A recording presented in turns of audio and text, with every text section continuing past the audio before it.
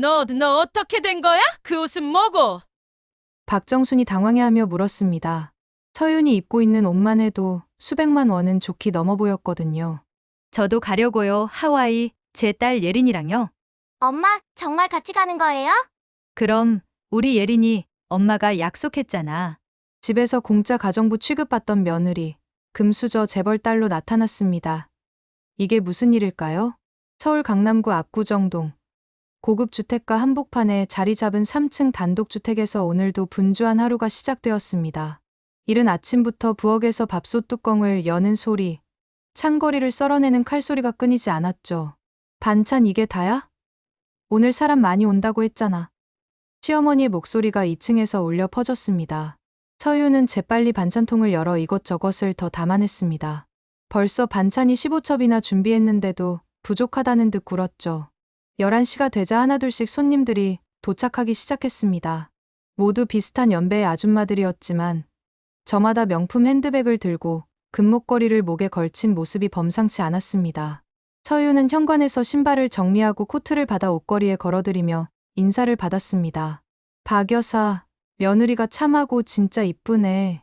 좋겠어, 이렇게 이쁜 며느리 있어서. 아이고, 뭐려. 반반한 얼굴 하나 믿고 애 가지고 들이밀고 왔는데요. 지가 운 좋게 시집 온 거죠. 박정순의 말에 서윤의 얼굴이 순간 붉어졌습니다. 20번도 넘게 들은 말이지만 여전히 가슴이 철렁했죠. 손님들은 아, 그래요? 하며 서윤을 위아래로 훑어보았습니다. 그 시선이 얼마나 차가운지 서윤은 고개를 숙일 수밖에 없었습니다. 차 좀 더 끓여와. 다들 목 마르겠어. 네, 어머니. 서윤은 부엌으로 들어가 차를 우려내며 눈물을 참았습니다. 결혼하고 15년이 지났지만 이 집에서 서윤은 여전히 투명한 존재였습니다. 이름도 불러주지 않고 그저 며느리 혹은 야 하고 부를 뿐이었죠. 거실에서는 수다 소리와 함께 웃음이 끊이지 않았습니다. 서윤은 차를 내어드리고 과일을 깎아 나르며 하루 종일 시중을 들었습니다.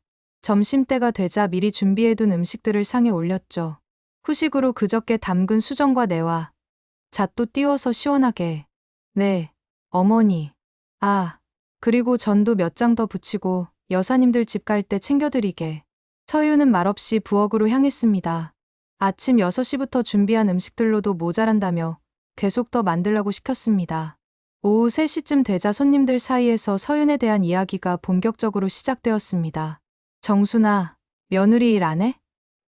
요즘 며느리들 다 맞벌이 하는데 얘는 딸 하나 낳고는 집에서 놀고 먹어요. 뭐 할 줄도 모르면서. 서유는 설거지를 하며 그 소리를 들어야 했습니다. 딸 예린이를 낳고 나서 남편 민수가 아이가 어릴 때는 집에 있어 했던 말이 떠올랐죠. 그때는 고마운 줄 알았는데 지금 생각해보면 그것도 서윤을 집안에 가둬두기 위한 핑계였을지도 모른다는 생각이 들었습니다. 그런데 친정에서는 도움도 안 줘요? 아이고, 얘는 친정이 없어요. 보육원에서 자랐거든요. 그러니까 내가 더 속이 터져요 터져. 우리 민수가 뭐가 딸린다고 저런 애를. 서윤의 손이 잠시 멈췄습니다. 늘 들어왔던 자신을 향한 험담이지만 오늘따라 더욱 모질게 들려오고 아프게 찌르는 듯 했기 때문입니다. 저녁 6시가 넘어서야 손님들이 하나둘 돌아갔습니다. 서윤은 어지럽게 흩어진 거실을 정리하며 하루를 되돌아보았습니다. 아침부터 저녁까지 쉴 틈 없이 일했지만 고생했다는 말 한마디 듣지 못했죠. 남편 민수가 회사에서 돌아온 것은 밤 9시였습니다. 서윤은 따뜻하게 데운 저녁을 차려드렸지만 민수는 휴대폰만 보며 밥을 먹었습니다. 서윤이 말을 걸어봐도 응, 그래 같은 짧은 대답만 돌아올 뿐이었습니다. 민수는 휴대폰에서 눈을 떼지 않고 밥만 먹더니 금세 자리에서 일어났습니다. 뭘 해달라고? 어머니 친구들 오는 거 당연한 거 아냐. 서윤이 하루 종일 고생했다는 말을 꺼내기도 전에 민수는 이런 말을 던져놓고 서재로 들어가 버렸습니다. 서윤은 더 이상 말하지 않았습니다. 어차피 민수는 이해하지 못할 테니까요. 결혼 15년 동안 단 한 번도 서윤의 편을 들어준 적이 없었으니까요. 밤 10시, 예린이를 재우고 나서 서윤은 침대에 누워 천장을 바라보았습니다. 제 이름 불러주세요. 저도 이 집 사람이에요. 작은 목소리로 중얼거린 그 말이 고요한 밤 공기 속으로 스며들었습니다. 내일도 오늘과 같은 하루가 기다리고 있을 것이라는 생각에 서윤의 눈에서 조용히 눈물이 흘러내렸습니다. 15년간 이어진 이 답답한 일상이 언제까지 계속될지 서유는 알 수 없었습니다. 계모임이 끝난 지 사흘이 지났을 때였습니다. 서유는 평소처럼 예린이의 아침 식사를 준비하며 하루를 시작했죠. 8살 된 딸은 아직 잠에서 깨지 못한 채 식탁에 앉아 있었습니다. 그때 거실에서 박정순의 목소리가 들려왔습니다. 민수야, 하와이 항공편 예약했어? 서윤의 심장이 덜컥했습니다. 하와이라니요. 예린이도 눈을 동그랗게 뜨며 거실 쪽을 바라보았습니다. 네, 어머니. 다음 주 화요일 출발로 잡았습니다. 민수의 대답이 이어졌죠. 서윤은 계란 프라이를 접시에 담으며 귀를 기울였습니다. 언제부터 하와이 여행 계획이 있었던 걸까요? 왜 아무도 서윤에게는 말해주지 않았을까요? 예린이가 신이 나서 거실로 뛰어갔습니다. 할머니, 하와이 가요? 진짜요? 그래. 우리 예린이, 할머니랑 아빠랑 같이 하와이 가자. 박정순의 다정한 목소리가 들려왔습니다. 서윤은 부엌에서 그 소리를 들으며 가슴이 답답해졌습니다. 자연스럽게 서윤은 제외된 대화였습니다. 엄마도 같이 가죠? 예린이의 천진한 질문에 거실이 조용해졌습니다. 서윤은 설거지를 하던 손을 멈추고 귀를 기울였습니다. 아, 엄마는 나중에 따라온대. 민수의 어색한 대답이었습니다. 왜요? 왜 나중에 와요? 집에 누가 있어야 하잖아. 그리고 엄마는 비행기 무서워해. 박정순이 끼어들었습니다. 서윤은 비행기를 무서워한 적이 없었습니다. 오히려 한 번도 타본 적이 없어서 궁금했을 뿐이었죠. 하지만 가족여행인데 예린이의 목소리가 작아졌습니다. 8살이지만 아이도 뭔가 이상하다는 걸 느끼고 있었던 것 같습니다. 예린아, 할머니랑 아빠랑 먼저 가자. 엄마는 정말 나중에 올 거야. 민수가 달래는 목소리로 말했습니다. 서윤은 더 이상 듣고 있을 수 없어서 부엌 밖으로 나왔습니다. 언제부터 여행 계획이 있었어요? 서윤의 질문에 박정순이 시큰둥하게 대답했습니다. 갑자기 정해진 거야. 엄마가 이번에 갔다 오자고 해서. 저도 같이 가면 안 될까요? 너는 빠져. 괜히 분위기만 어색해져. 박정순의 말이 칼처럼 날카로웠습니다. 서윤은 예린이 앞에서 더 이상 말할 수 없었습니다. 아이가 상처받을까 봐서요. 엄마. 예린이가 서윤을 바라보며 울음을 터뜨렸습니다. 8살이지만 아이는 모든 것을 이해하고 있었습니다. 엄마가 왜 제외되는지, 왜 혼자 남아야 하는지를요. 괜찮아. 예린아. 엄마는 정말 나중에 갈 거야. 서윤은 아이를 달래며 안아주었습니다. 하지만 예린이는 계속 울었습니다. 싫어요. 엄마 없으면 안 가요. 예린아, 그렇게 말하면 안 돼. 할머니 기분 나쁘시잖아. 민수가 아이를 타이르려 했지만 예린이는 서윤의 품에서 떨어지지 않았습니다. 왜 엄마만 안 가요? 다른 친구들은 엄마 아빠 다 같이 가는데 아이의 외침에 거실이 다시 조용해졌습니다. 박정순의 얼굴이 굳어졌죠. 이것 봐. 애까지 버릇없이 만들어놨네. 서윤이 아직 8살이에요. 어머니. 서윤이 조심스럽게 말했지만 박정순의 표정은 차가웠습니다. 집안에 말도 안 되는 소리가 난무하네. 예린아, 할머니 말 안 들을 거야? 결국 예린이는 울음을 그치고 자기 방으로 들어가 버렸습니다. 서윤도 아이를 따라가려 했지만 박정순이 막아섰습니다. 너는 여기 있어. 애 달래러 가지 말고. 서윤은 발걸음을 멈춰야 했습니다. 예린이의 방에서 들려오는 작은 흐느낌 소리가 가슴을 아프게 했지만 갈 수 없었습니다. 그날 저녁, 민수는 여행 계획에 대해 자세히 이야기했습니다. 일주일간의 일정, 머물 호텔, 갈 곳들까지 모든 것이 정해져 있었습니다. 서윤이 끼어들 여지는 전혀 없었죠. 항공료만 얼마나 드는지 알아? 나도 이번에 무리해서 가는 거야. 민수가 이야기했습니다. 네가 거길 가서 뭐 하게? 야, 우리가 널 데리고 사는 것만으로도 감사해야지. 호강에 겨우려고 난리를 부리네 아주. 박정순이 차갑게 대답했습니다. 서윤이 가고 싶어하는 것조차 기분 나빠하는 것 같았습니다. 밤늦게 예린이 방에 들어간 서윤은 아이가 베개를 젖도록 울었다는 것을 알 수 있었습니다.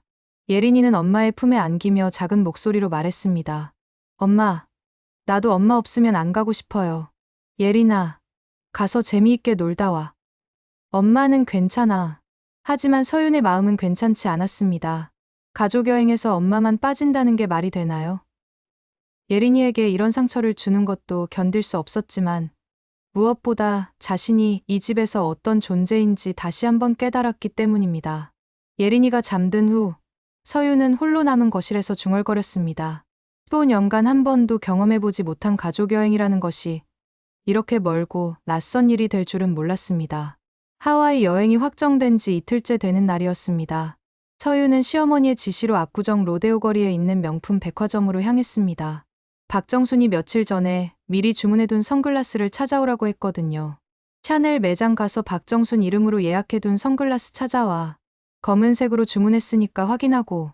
막연한 주문이었지만 서유는 고개를 끄덕일 수밖에 없었습니다. 며칠 전 박정순이 전화로 주문했다며 영수증을 건네준 것이 생각났죠. 70만 원짜리 명품 선글라스였습니다. 백화점에 도착한 서유는 샤넬 매장으로 향했습니다. 화려한 조명 아래 진열된 선글라스들이 모두 보석처럼 반짝였습니다. 매장 직원을 찾아 말을 걸었죠. 어서 오세요. 무엇을 도와드릴까요? 박정순 이름으로 예약해둔 선글라스를 찾으러 왔습니다. 아, 네. 잠시만요. 직원은 예약 명단을 확인하더니 포장된 상품을 가져왔습니다. 고급스러운 샤넬 쇼핑백에 정성스럽게 포장되어 있었죠. 확인해 보시겠어요? 괜찮습니다. 포장을 받고 매장을 나서던 서유는 엘리베이터 앞에서 발걸음을 멈췄습니다. 문득 예린이 얼굴이 떠올랐거든요. 어젯밤에도 아이는 엄마도 같이 가고 싶다며 울었습니다. 서유는 한숨을 쉬며 엘리베이터 버튼을 눌렀습니다.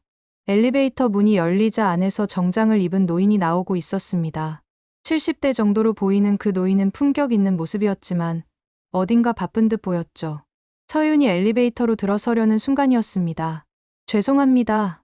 노인이 급하게 걸어 나오며 서윤과 어깨가 부딪혔습니다. 서윤의 손에서 쇼핑백이 떨어졌고 안에 들어있던 선글라스 케이스가 바닥에 떨어져 열렸습니다. 선글라스 한쪽 렌즈에 금이 갔죠. 아! 서윤은 절망적인 표정으로 부서진 선글라스를 바라봤습니다. 70만 원짜리 선글라스가 한순간에 쓸모없는 물건이 되어버렸습니다. 게다가 이미 결제까지 완료된 상태였죠. 정말 죄송합니다. 제가 너무 급하게 나오다가. 노인이 진심으로 사과하며 서윤 옆에 무릎을 꿇고 선글라스를 주워들었습니다. 금이 간 렌즈를 보더니 미안한 표정을 지었죠. 이거 비싼 거죠? 제가 새로 사드리겠습니다. 아, 아니에요. 괜찮습니다. 서윤은 황급히 손을 저었습니다. 낯선 사람에게 신세를 질 수는 없었거든요. 더군다나 이미 나이가 많으신 분인데 그럴 수는 없었죠. 괜찮을 리가 없습니다. 제가 부딪혀서 깨뜨린 건데요. 노인은 선글라스를 자세히 들여다보며 말했습니다. 그 순간 서윤의 얼굴을 유심히 바라보더니 뭔가 놀란 듯한 표정을 지었습니다. 혹시 노인이 말을 시작하려던 순간 서윤이 재빨리 선글라스를 받아들었습니다. 정말 괜찮습니다. 실수할 수 있는 일이죠. 서윤은 부서진 선글라스를 다시 케이스에 넣으며 일어났습니다. 집에 가서 박정순에게 뭐라고 설명해야 할지 막막했지만 지금은 이 상황을 벗어나는 것이 우선이었습니다. 아가씨, 정말로 제가 배상해드리겠습니다. 명함이라도. 서윤은 고개를 숙여 인사하고 재빨리 엘리베이터에 올랐습니다. 문이 닫히기 전까지 노인은 미안한 표정으로 서윤을 바라보고 있었죠. 엘리베이터 안에서 서윤은 큰 한숨을 쉬었습니다. 어떻게 해야 할까요? 박정순에게 선글라스를 깨뜨렸다고 말하면 어떤 반응이 나올지 뻔했습니다. 돈도 없는 주제에 조심성도 없다고 야단맞을 게 분명했죠. 게다가 이미 결제된 물건이라 환불도 쉽지 않을 것 같았습니다. 한편 엘리베이터를 타고 내려간 서윤을 바라보던 노인은 깊은 생각에 잠겼습니다. 그 얼굴, 어디서 본 것 같은데. 특히 그 눈매가 너무나 익숙했습니다. 강 회장님, 차가 기다리고 있습니다. 비서가 다가와 말했지만 강석주 회장은 대답하지 않았습니다. 방금 만난 여인의 얼굴이 자꾸 떠올랐거든요. 30년 전 자신이 사랑했던 여인과 너무나 닮아 있었습니다. 신경숙, 작은 목소리로 중얼거린 이름이었습니다. 그 여인은 강석주가 젊은 시절 진심으로 사랑했던 사람이었죠. 하지만 집안의 반대로 결혼하지 못했고 그 후 소식이 끊어졌습니다. 회장님, 비서가 다시 부르자 강석주는 정신을 차렸습니다. 아, 그래. 가자. 하지만 차 안에서도 강석주의 마음은 복잡했습니다. 방금 만난 여인이 혹시 신경숙과 관련이 있는 건 아닐까요? 그 눈매, 그 미소가 너무나 닮아 있었습니다. 김비서, 혹시 사람 찾는 일도 할 수 있나? 강석주가 비서에게 물었습니다. 무슨 말씀이십니까? 아니야, 괜찮네. 강석주는 고개를 저었지만 마음속으로는 이미 결정을 내렸습니다. 오늘 만난 그 여인에 대해 알아봐야겠다고 말이죠. 그 아이, 어디서 본 얼굴인데 너무 닮았어. 강석주는 차 뒷좌석에서 30년 전의 기억을 떠올리고 있었습니다. 신경숙이 마지막에 했던 말이 생각났죠. 혹시 나중에 아이가 태어나면, 그때는 무슨 말인지 이해하지 못했는데 지금 생각해보니 다른 의미일 수도 있었습니다. 운명의 실이 조금씩 엮이기 시작한 순간이었습니다. 같은 시간 집에 도착한 서유는 부서진 선글라스를 들고 현관문 앞에서 한참을 망설였습니다. 어떻게 설명해야 할까요? 박정순의 성격상 가만히 넘어갈 리 없었습니다. 문을 열고 들어서자마자 거실에서 박정순의 목소리가 들려왔습니다. 선글라스 가져왔어? 네. 그런데 서윤이 말을 꺼내려는 순간 박정순이 쇼핑백을 받아들고 포장을 뜯기 시작했습니다. 선글라스 케이스를 열자마자 박정순의 얼굴이 굳어졌죠. 이게 뭐야? 렌즈가 깨졌잖아. 박정순의 목소리가 집안을 울렸습니다. 서윤은 고개를 숙이며 작은 목소리로 말했습니다. 죄송해요. 백화점에서 나오다가 실수로 70만 원짜리를 실수로 깨뜨려? 박정순이 벌떡 일어나며 소리를 질렀습니다. 예린이가 방에서 나와 무슨 일인지 궁금한 듯 바라보았죠. 아니 네가 제대로 하는 게 도대체 뭐야? 돈이 하늘에서 떨어지는 줄 아냐? 어떻게 이럴 수가 있어. 정말 죄송합니다. 제가 다시 사드릴게요. 뭘로 사? 네가 그런 돈이 어디 있어? 박정순의 말이 맞았습니다. 서윤에게는 70만 원을 다시 구할 방법이 없었죠. 생활비로 받는 돈도 빠듯했는데 그런 큰 돈을 어디서 구하겠습니까? 해외 나가기 전까지 똑같은 걸로 다시 사와. 버러지 같은 게 정말. 그날 밤 서윤은 잠들지 못하고 뒤척였습니다. 70만 원을 어떻게 구해야 할까요? 친구들에게 빌려달라고 할 수도 없었습니다. 그런 큰 돈을 빌려줄 사람도 없었고 무엇보다 자존심이 허락하지 않았죠. 다음 날 아침 서윤은 예린이를 학교에 보낸 후 컴퓨터 앞에 앉았습니다. 구인구직 사이트를 뒤져보며 단기간에 돈을 벌 수 있는 일을 찾아보았죠. 대청소 도우미 일당 5만 원, 전단지 배포 시급만 원, 행사 도우미 일당 7만 원. 여러 공고를 보다가 하나의 글이 서윤의 눈에 띄었습니다. 대기업 사무실 청소 새벽 근무 가능자 우대 일당 10만 원. 10만 원이라니요. 일주일만 일하면 70만 원을 벌 수 있었습니다. 선글라스 값을 충분히 댈 수 있는 금액이었죠. 서유는 망설이지 않고 지원서를 작성했습니다. 학력란에 고등학교 졸업이라고 적으면서도 부끄럽지 않았습니다. 지금은 자존심을 챙길 때가 아니었으니까요. 다음 날 오후 서윤에게 연락이 왔습니다. 내일부터 출근 가능하시겠어요? 새벽 5시부터 9시까지입니다. 네, 가능합니다. 서윤은 기쁜 마음으로 대답했습니다. 드디어 희망이 보였습니다. 첫 출근 날 서윤은 새벽 4시 반에 일어나 몸단장을 했습니다. 오랜만에 집 밖으로 일하러 나가는 것이었죠. 설레기도 하고 긴장되기도 했습니다. 지하철을 타고 강남구에 있는 대기업 본사에 도착했습니다. 60층짜리 초고층 빌딩이 새벽 하늘에 우뚝 솟아 있었죠. 건물 입구에서 다른 청소 직원들과 만나 업무 배정을 받았습니다. 서윤 씨는 임원층 화장실 담당입니다. 깨끗하게 청소하시고 특히 임원들이 출근하기 전에 끝내셔야 해요. 관리자의 설명을 들으며 서윤은 고개를 끄덕였습니다. 임원층이라니 어떤 분들이 사용하는 곳일까 궁금했습니다. 엘리베이터를 타고 70층에 도착한 서윤은 화장실 청소를 시작했습니다.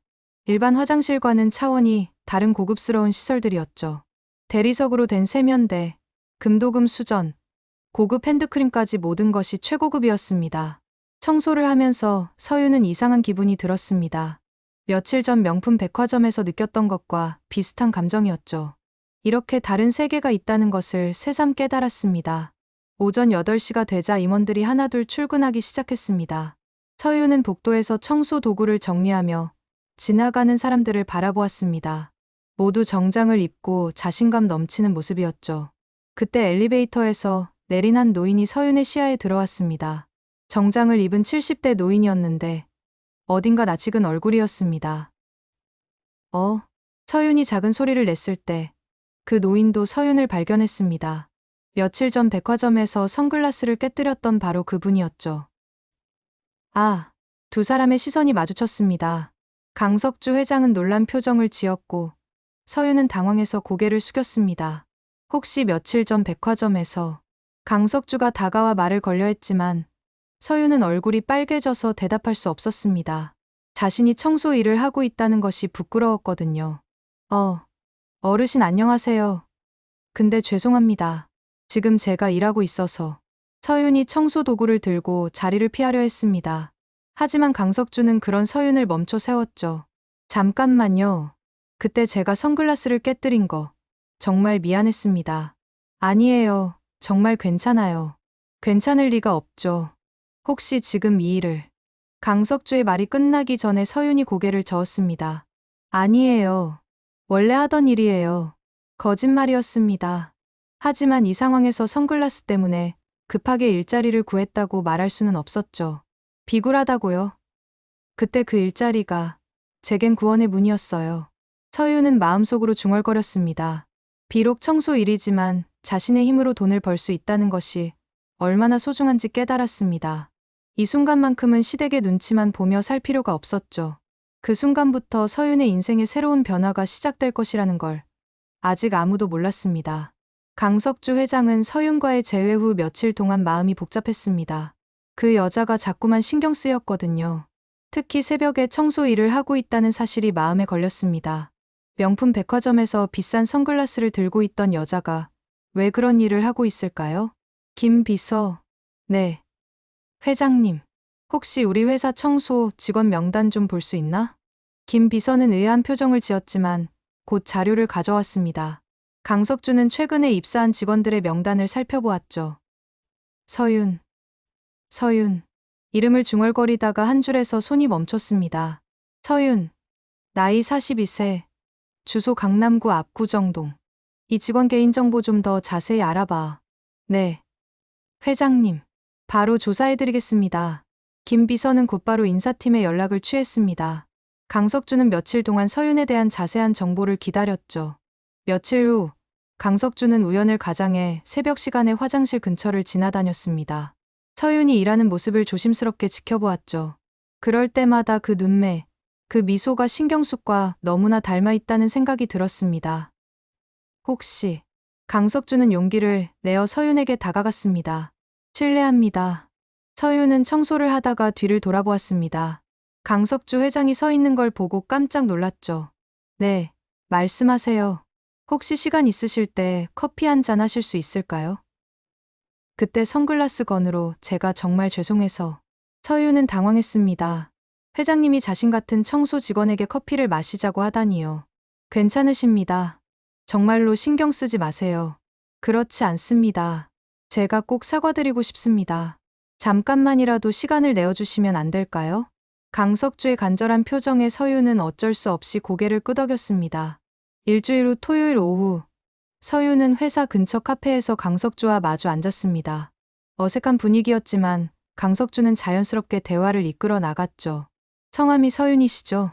네, 맞습니다. 좋은 이름이네요. 혹시 가족분들은 어떻게 되시나요? 서윤은 잠시 망설였습니다. 자신의 사정을 낯선 사람에게 말하기가 쉽지 않았거든요. 남편과 딸이 있습니다. 아, 그렇구나. 부모님은 어떻게 되시는지. 계시지 않습니다. 서윤의 목소리가 작아졌습니다.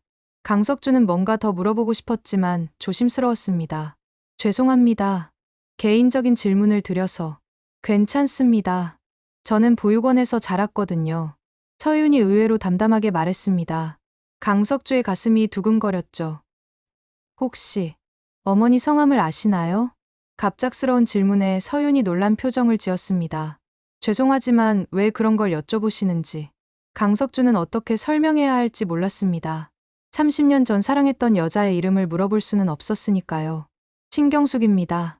서윤이 조용히 말했습니다. 네. 강석주의 손이 떨렸습니다. 커피잔을 잡고 있던 손에서 힘이 빠져나갔죠. 어머니 이름이 신경숙이라고 들었습니다. 혹시 어머니를 아시는 건가요?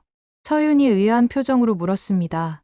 강석주는 한동안 말을 할 수 없었습니다. 30년 만에 듣는 그 이름이었거든요. 정말 어머니 성함이 신경숙 씨가 맞으신가요? 강석주의 목소리가 떨렸습니다. 네, 맞습니다만 혹시 어머니를 아셨던 분이신가요? 그 순간 강석주의 눈에서 눈물이 흘러내렸습니다. 서유는 당황해서 어쩔 줄 몰랐죠. 회장님, 괜찮으신가요?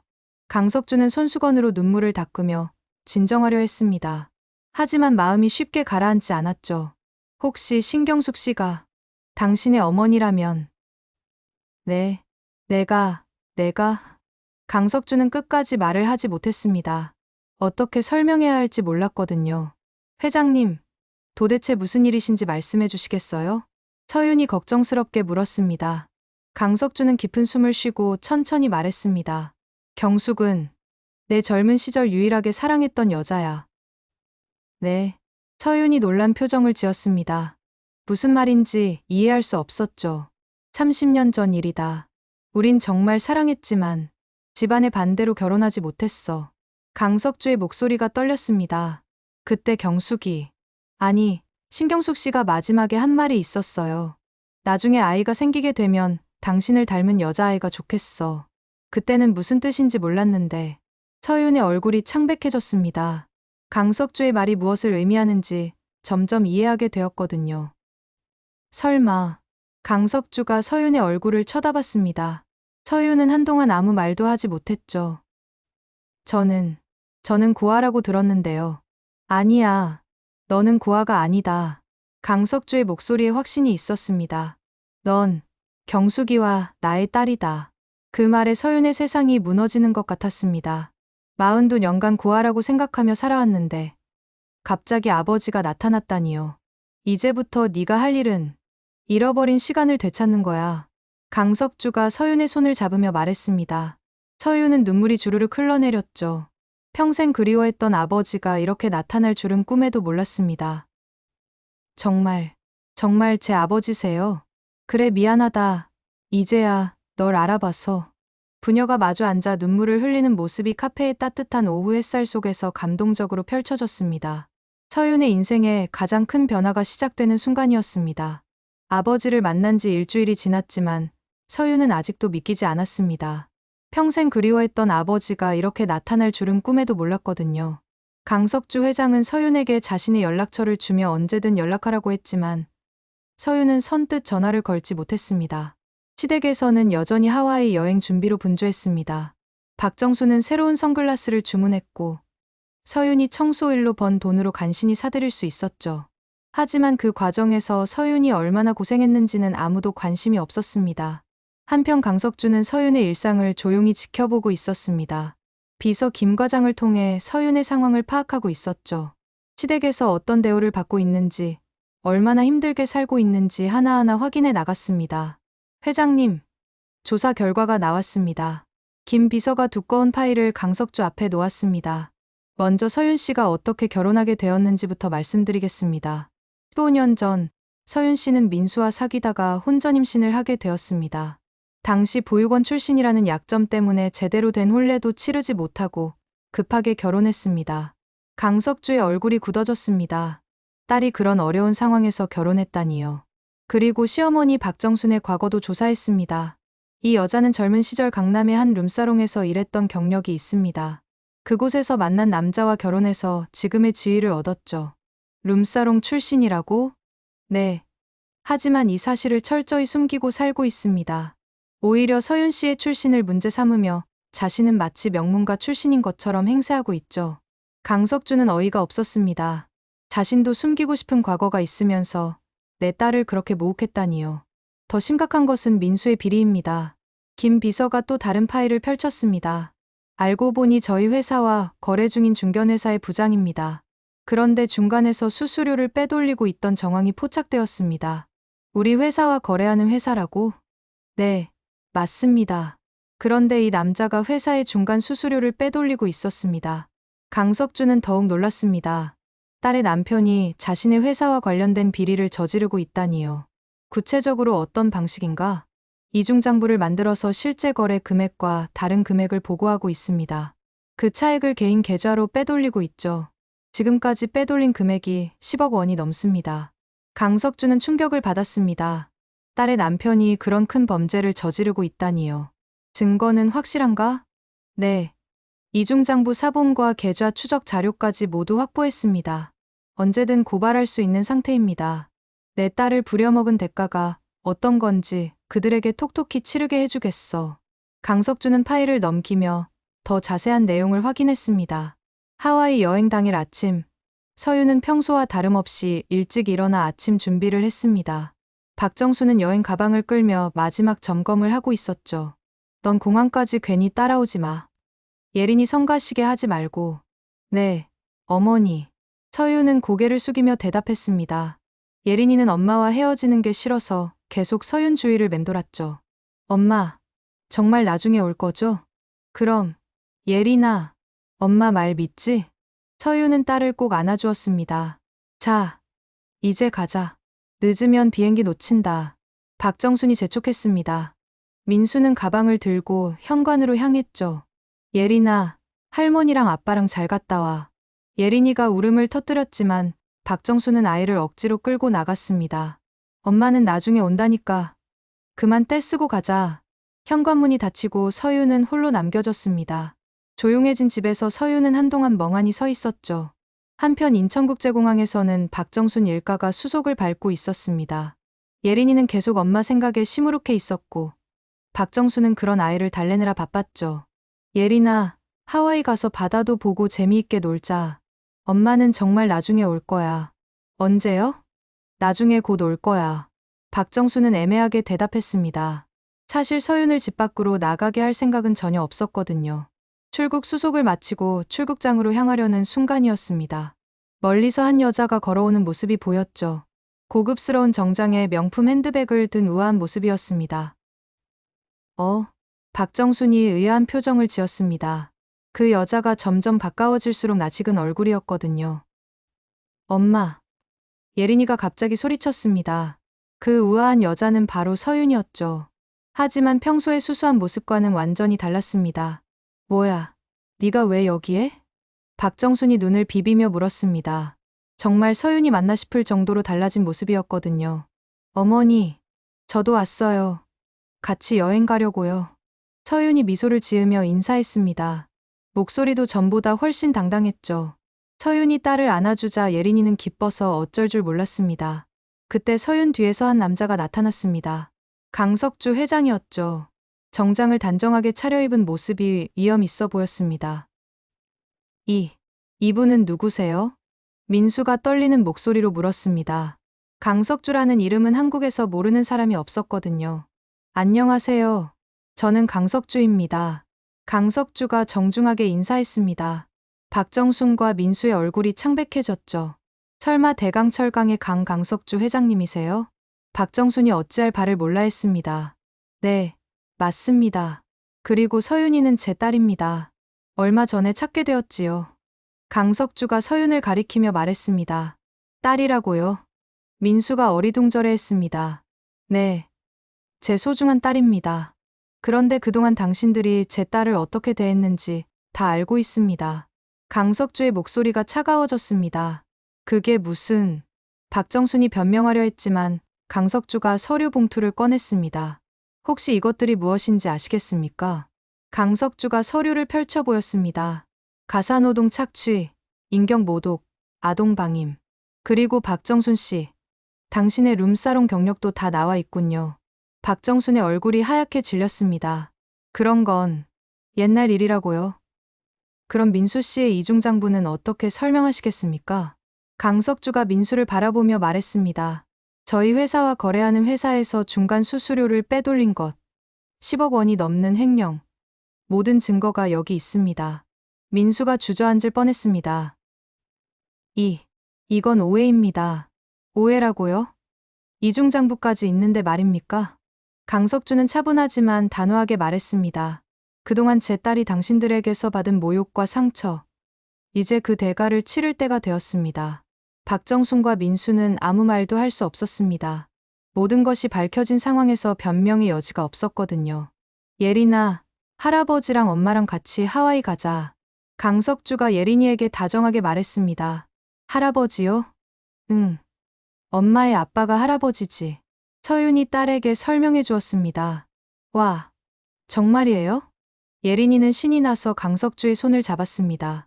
서윤은 조용히 걸어가 딸을 안고 강석주와 함께 퍼스트 클래스 전용 수속 창구로 향했습니다. 공항 직원들이 정중하게 안내했죠. 박정순과 민수는 멍하니 그 모습을 바라볼 수밖에 없었습니다. 자신들이 그토록 무시했던 서윤이 대기업 회장의 딸이었다니요. 날 공짜 가정부로 취급하셨죠, 어머니. 그런데 이젠 내가 누군지 보여주고 싶었어요. 나도 소중한 가족이 생겼고요. 서윤이 예린이를 안고 퍼스트 클래스 라운지로 들어가면서 마지막으로 한 말이었습니다. 공항에 남겨진 박정순과 민수는 이제 어떻게 해야 할지 막막했습니다. 모든 것이 한순간에 뒤바뀐 상황에서 말이죠. 하와이에서 돌아온 지 한 달이 지났습니다. 서윤과 예린이는 더 이상 압구정동 시댁에 살지 않았습니다. 강석주 회장은 딸과 손녀를 위해 한남동에 있는 고급 주택을 마련해 주었죠. 넓은 정원이 있는 단독주택이었습니다. 엄마, 이 집 정말 우리 집이에요. 예린이가 새집 정원에서 뛰어다니며 물었습니다. 아이는 하와이 여행 이후 완전히 달라졌죠. 밝고 활기찬 모습으로 돌아왔습니다. 그럼, 우리 예린이, 이제 이 집이 우리 집이야. 서윤도 예전과는 완전히 다른 사람이 되어 있었습니다. 자신감 넘치는 모습으로 변해 있었죠. 한편 박정순과 민수는 지옥 같은 나날을 보내고 있었습니다. 강석주 회장의 조치는 신속하고 정확했거든요. 민수야, 큰일 났다. 국세청에서 세무조사 나온다고 연락 왔어. 박정순이 떨리는 목소리로 아들에게 말했습니다. 그게 끝이 아니야, 어머니. 회사에서도 감사 들어온다고 했어요. 민수의 얼굴은 이미 초췌해져 있었습니다. 횡령 사실이 밝혀지면서 회사에서 징계위원회까지 열렸거든요. 어떻게 이런 일이. 서윤이가 정말 강석주 회장 딸이었다니. 박정수는 후회해도 이미 늦었습니다. 15년 동안 며느리를 그렇게 대했던 것이 부메랑이 되어 돌아온 거였죠. 그날 오후 박정순의 집 앞에 검은 승용차가 도착했습니다. 강석주 회장의 비서 김 과장이 내렸죠. 박정순 씨 댁 맞습니까? 네. 그런데 강석주 회장님께서 보내신 서류입니다. 김 비서가 두꺼운 서류 봉투를 건네주었습니다. 박정순이 떨리는 손으로 서류를 열어보니 재산 차압 통지서, 민수의 횡령 고발장, 그리고 이혼 소송 관련 서류까지 들어있었습니다. 이게 뭐예요? 서윤 씨가 민수 씨와 이혼 소송을 제기했습니다. 그리고 예린이의 양육권은 당연히 서윤 씨가 갖게 됩니다. 김 비서의 말에 박정수는 주저앉았습니다. 예린이까지 당연한 일 아닙니까? 친모가 양육하는 게. 그 순간 민수가 회사에서 돌아왔습니다. 얼굴이 완전히 망가져 있었죠. 해고됐어요, 어머니. 완전히 끝났어요. 민수가 털썩 주저앉으며 말했습니다. 그뿐만 아니라 횡령 혐의로 검찰에 고발됐어요. 이제 정말 끝이에요. 박정순과 민수는 서로를 바라보며 절망했습니다. 모든 것을 잃었습니다. 설마 진짜였어. 그 계집이? 박정순이 중얼거렸지만 이제 와서 후회해도 소용없었습니다. 같은 시간 새집 정원에서 서윤은 예린이와 함께 차를 마시고 있었습니다. 따뜻한 오후 햇살이 두 모녀를 비추고 있었죠. 엄마, 할아버지는 언제 오세요? 곧 오실 거야. 할아버지가 예린이 보고 싶어 하셨거든. 서윤의 얼굴에는 평온한 미소가 있었습니다. 15년 만에 처음으로 진정한 자유를 느끼고 있었거든요. 강석주 회장은 서윤에게 회사로 들어오라고 제안했습니다. 하지만 서윤의 대답은 의외였죠. 아버지, 정말 감사하지만 저는 제가 하고 싶은 일을 해보고 싶어요. 내가 하고 싶은 일이라면? 어린이집을 운영해보고 싶습니다. 저처럼 보육원에서 자란 아이들, 어려운 환경의 아이들을 도와주고 싶어요. 강석주는 딸의 말에 감동했습니다. 어려운 과거를 딛고 일어선 딸이 이제는 다른 아이들을 도우려 한다니요. 아버지를 찾은 것만으로도 저는 너무 기쁘고 새로 태어난 기분이에요. 이제 제가 정말 하고 싶었던 일을 할 수 있으니까요. 서윤의 눈에는 희망이 가득했습니다. 그래. 내가 하고 싶은 대로 해라. 아버지가 뒤에서 도와줄게. 강석주가 딸의 꿈을 응원했습니다. 몇 달 후, 이혼 소송은 서윤의 완승으로 끝났습니다. 민수는 횡령 혐의로 실형을 선고받았고, 박정수는 모든 재산을 잃고 작은 원룸으로 이사해야 했죠. 서윤은 강남구에 희망 어린이집을 열었습니다. 특히 어려운 환경의 아이들을 우선적으로 받아주는 곳이었죠. 서윤의 따뜻한 마음이 많은 사람들에게 감동을 주었습니다. 어느 봄날 오후, 서윤과 예린이는 새집 정원에서 강석주 회장과 함께 차를 마시고 있었습니다. 세대가 함께하는 평화로운 시간이었죠. 할아버지, 우리 엄마 정말 대단하죠? 어린이집에서 아이들이 엄마를 정말 좋아해요. 예린이가 자랑스럽게 말했습니다. 그럼, 우리 예린이 엄마는 정말 대단한 분이야. 강석주가 딸을 바라보며 흐뭇하게 웃었습니다. 서윤은 정원의 꽃들을 바라보며 조용히 말했습니다.